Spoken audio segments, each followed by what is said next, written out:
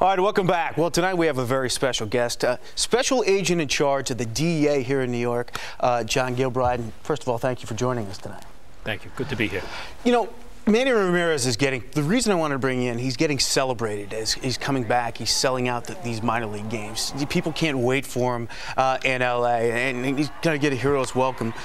Now, what message does that send our kids out there, and does that make your job harder? Well, Duke, in DEA, we don't focus on individuals. We focus on organizations that are responsible for distributing drugs, across the United States, across the globe.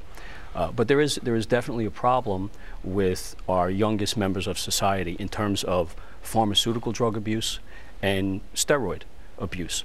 So what we try to do is get the message out there that this is not an acceptable lifestyle, and it's not a good way to go for a shortcut to being good in anything, because it's going to lead to a dead end. It doesn't open doors, it actually closes doors.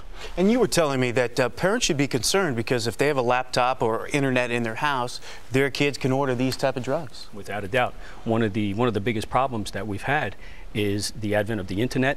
The internet brings a drug trafficker right into your living room or your bedroom, where your teenager can go online and with an address and a credit card can order up anything that they want in terms of pharmaceutical drugs, steroids, and have them delivered right to their home or a post office box. And a couple of years ago, you had the big Operation Raw deal, and you're telling me that these places you raided were just filth and disgusting, and if people knew what they were ingesting, it would blow their minds. Absolutely. If these teenagers, young adults, could see what we see when we go into these laboratories, and we call them clandestine laboratories, they're filthy. There's no control, there's no quality control over the steroids that they're making.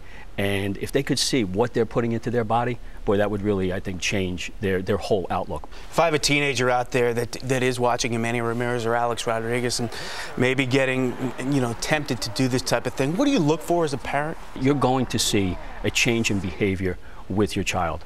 Steroids, you're going to see a change in their demeanor. Roid rage is one of the things that happens when you take steroids. So you're gonna see an absolute change in that child's behavior. And finally, there is this at least story out there that a doctor that prescribed Manny Ramirez his drug has a lot of ties to various prominent agents and other athletes as well.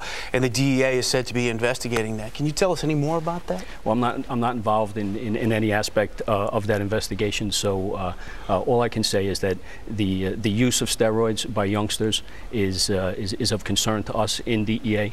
We are making headway. The use of steroids is actually starting to decline. We've noticed a decline in the use of steroids among 12th grade students. So that's promising. But at the same time, there's still a lot of kids out there that haven't gotten the message. Special Agent in charge of the DEA, John Gilbride, we appreciate the time. Thank you. Thank you.